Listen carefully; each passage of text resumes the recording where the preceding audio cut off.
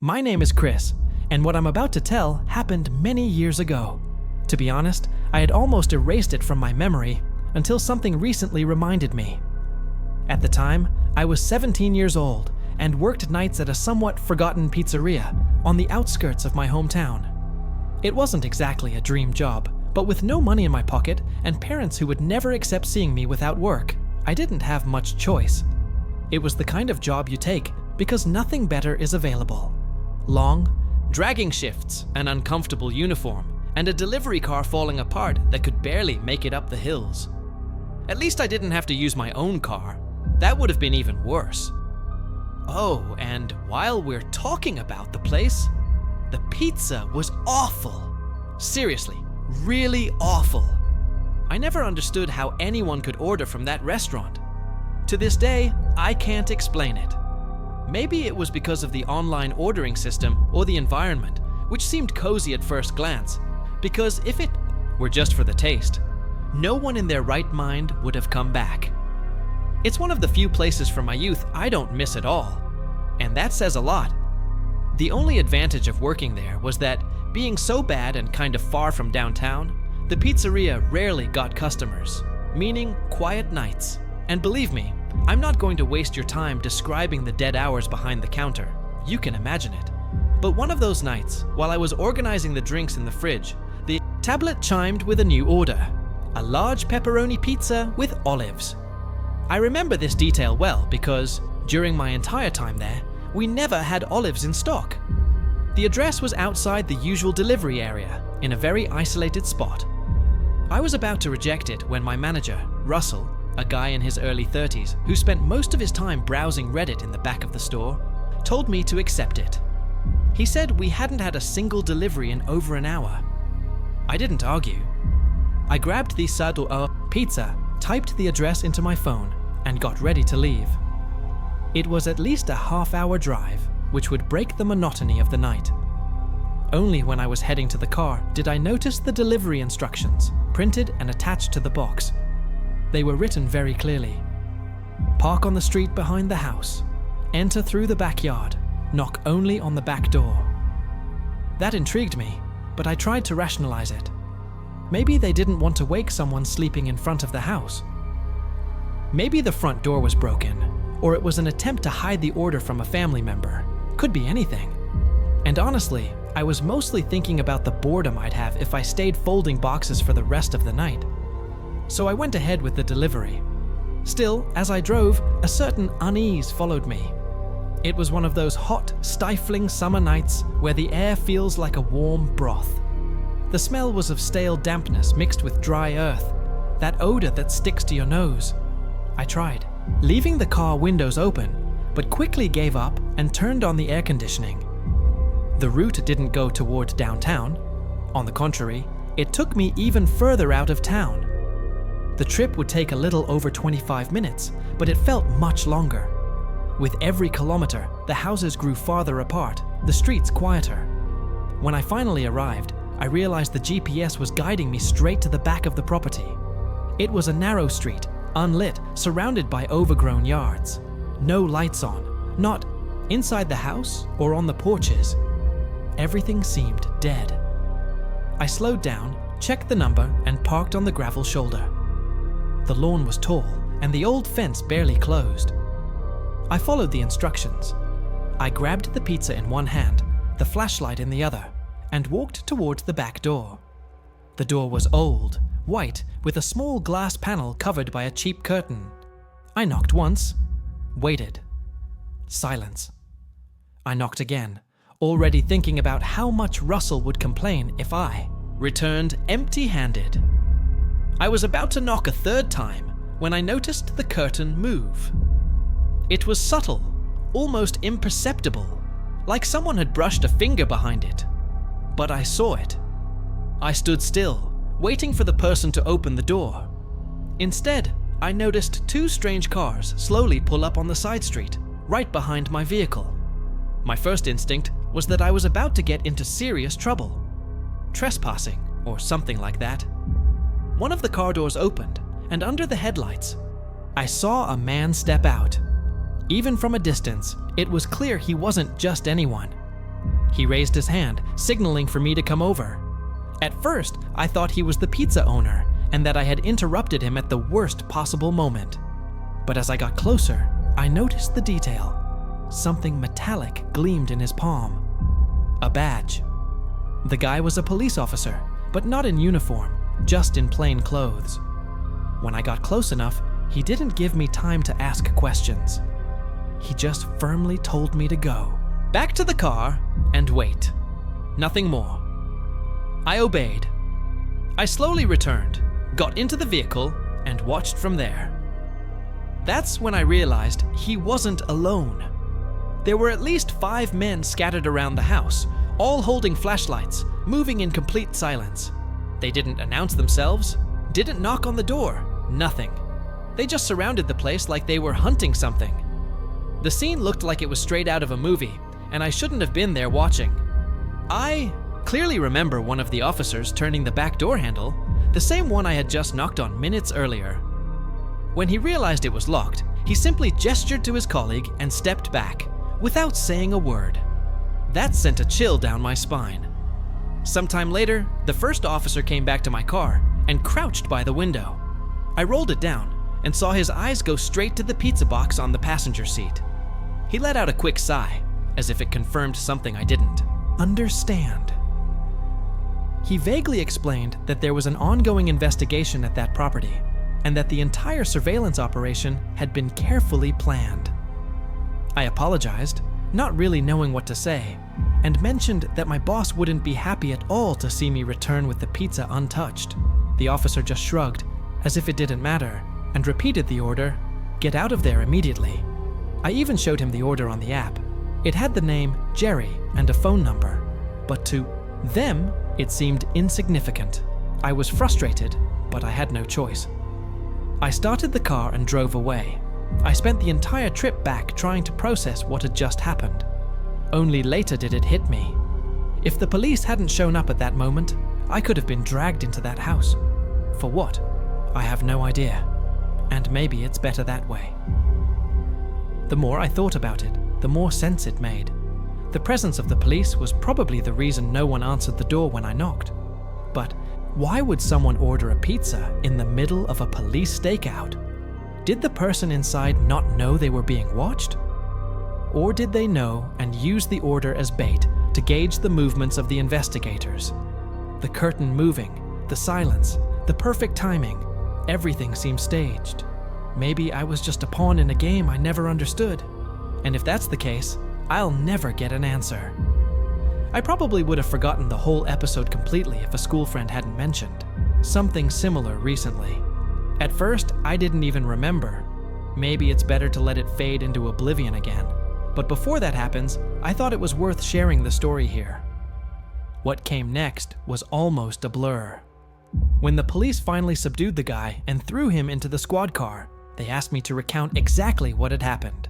I told them everything I saw, and then we went together to search the house, trying to understand how someone had managed to squeeze through the walls like that and disappear so quickly. The answer had been right under my nose the whole time. A crawl space hidden under the back porch, with an entrance so discreet you would only notice it if you really knew where to look. That tunnel led to a passage running along the foundation, and worse, connected directly to my son Jordan's bedroom through a loose panel inside the closet. I had no idea that existed. When I inherited the house, I never bothered to inspect it thoroughly. I barely even painted. Days later, a detective called to update me on the situation.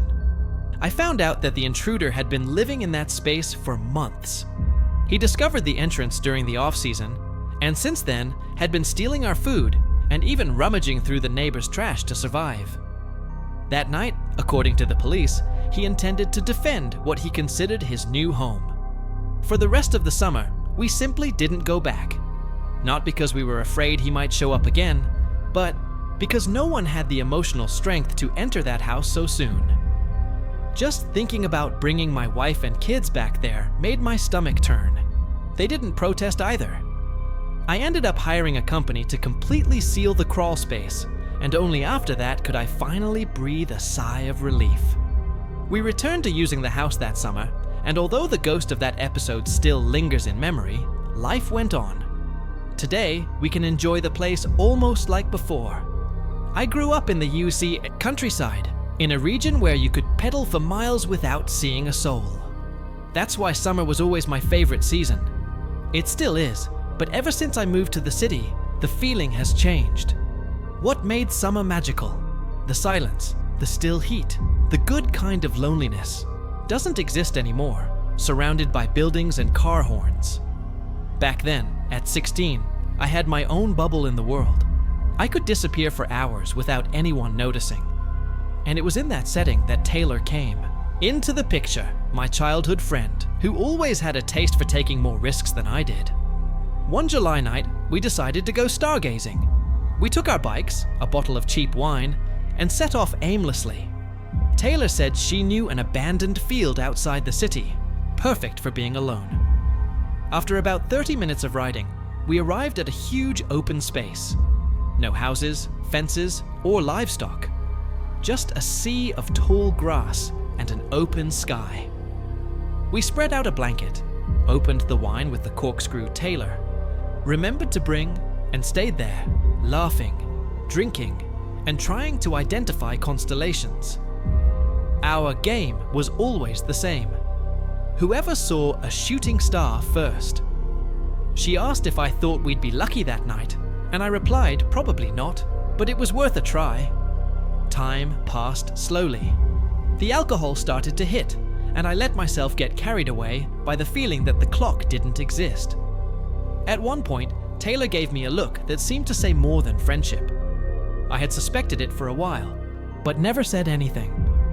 That night could have changed something, or maybe it was just the effect of the wine. Either way, I let it pass. Then we saw a shooting star cross the sky. We laughed, shouted into the void, and Taylor told me to make a wish. I don't remember what I wished for, but the memory of that moment stuck. I closed my eyes for a few seconds, just to feel the wind on my face. But when I opened them, Taylor was gone. It wasn't a "be right back" or "I'm going to the bathroom." She and her bike had simply disappeared. The blanket and my bike were beside me, but there was no sign of her anywhere. I jumped up, thinking she was trying to scare me. I spun around like an idiot in the middle of nowhere, but Taylor simply wasn't there. That's when that strange chill ran through me.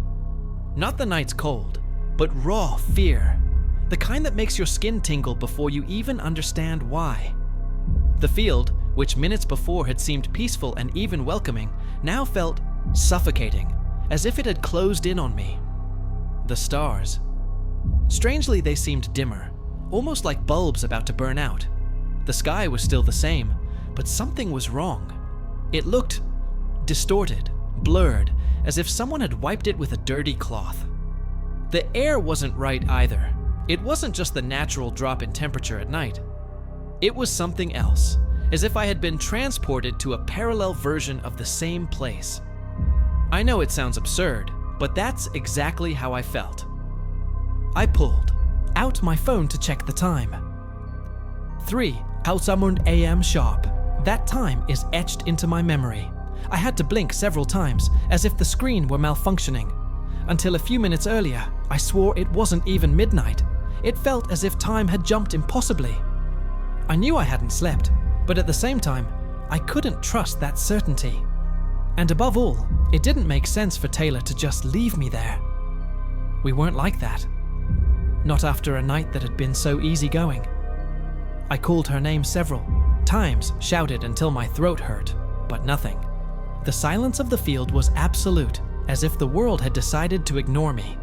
The only logical explanation was that she had gotten annoyed and left. But why? We hadn't fought. There was no tension, just laughter and cheap wine. I called her several times, no answer. That's when panic gave way to despair. I cried, yes, and honestly, I'm not ashamed to admit it. I got on my bike and started pedaling back. That path, which had seemed peaceful before, turned into the longest, most suffocating road of my life. The darkness seemed to swallow me with every meter. I only stopped when I reached my garage, completely exhausted, as if I had been running from something invisible. The next day, I messaged Taylor, ready for an apology or some explanation. But what I got hit me like a punch in the gut. She accused me of abandoning her. She wrote exactly, "Where the hell were you last night?" I told my version. I woke up alone. It was 3 a.m. and she had disappeared. But then came the real shock. She said it was she who woke up alone at 3:00, that she looked for me, waited more than an hour, then gave up and rode back home. According to Taylor, the one who had vanished into the night was me. We argued about it for days, trying to piece everything together. But nothing made sense. Our memories were mirrored, our stories identical, just reversed. No gaps, no blackouts. And the strangest part, the calls and messages we swore we had, sent that night, simply didn't exist in any records, as if they had never happened. In the end, we let it go. We pretended everything was fine. But I knew it wasn't. For months, I stared at the sky from my window, and every time I saw a shooting star, I remembered that cursed night. Taylor and I even tried to go out other times, but the magic was gone. Eventually, we moved on with our lives. Today, I don't even keep in touch with her. But even years later, I still have no answers. Anyone hearing this story would probably call it paranormal, some kind of glitch in reality. Maybe it is, maybe it isn't. What I do know is that night left something trapped inside me. The unsettling certainty that something happened to us, something that defies any explanation. I bet that even now, far away, Taylor occasionally wonders too, what really happened that summer night when we lost each other? In the same place, at the same time. After that night, I started noticing things that had never bothered me before. Silence, for example. I had always found the distant sound of crickets and the wind through the fields calming, but now it was different. The silence felt heavy, as if something was hidden inside it. Sometimes, when I closed my eyes, it was like I was transported back to that exact moment when I opened them, and Taylor was gone. No matter what I did, that moment replayed in my head like a scratched record. I even thought maybe I had fainted, had a drop in blood pressure. Anything physiological. But if that were the case, how could I explain her swearing she had experienced the exact same thing, only in reverse? Taylor and I tried to stay in touch for a while. We still went out in groups with other friends, but the atmosphere was never the same. Whenever our eyes met, you could see the unspoken question, "Are you sure about what you saw?" But neither of us had the courage to bring it up. It was as if speaking about it would give life to what happened, as if it would make everything even more real. Over the months, we naturally drifted apart. She went to college in another city, I got a temporary job, and got stuck in the routine. Our friendship dissolved without fights, without drama, just silence. Still, every time I pass an open field in the summer, I feel that same shiver climb my spine. It's not exactly fear. It's that feeling of being in a familiar place that suddenly no longer feels the same. A few years later, as an adult, I ran into Taylor by chance in a supermarket in my hometown. It was quick, almost mechanical. A hi, an awkward smile, and nothing more. But before she walked away, she said something that froze me. "Do you still think about that night?" I couldn't answer. I just nodded, and she understood. We stayed silent for a few seconds, as if we were both back in that empty field, under the same strange sky. Then, we each went our separate ways. Since then, we've never spoken. But the truth is, I still think about it. Always. And maybe that's the most disturbing part. Some things simply don't disappear. You can ignore them, bury them, but sooner or later, they come back. What happened that night? A lapse of memory? A tear in time? Or something neither of us will ever understand? Maybe some stories are never meant to be explained, and that's okay. Sometimes insisting on answers only takes us further from peace. What matters is what we learn from what we've experienced. And now I ask you, if it were you, would you have stayed to search for answers? Or would you have done the same as me and pedaled back without looking back? But I know one thing. Even today, every time I look at the starry sky, I don't see beauty. I see a reminder, a warning that there are things that should not be forgotten. So, next time you look up at the night sky, remember, every star holds secrets, and some of them may never be revealed. If you've ever experienced something similar, something that feels real but impossible to explain, know that you're not alone. Maybe we'll never understand what really happened, but perhaps life is made of these very mysteries.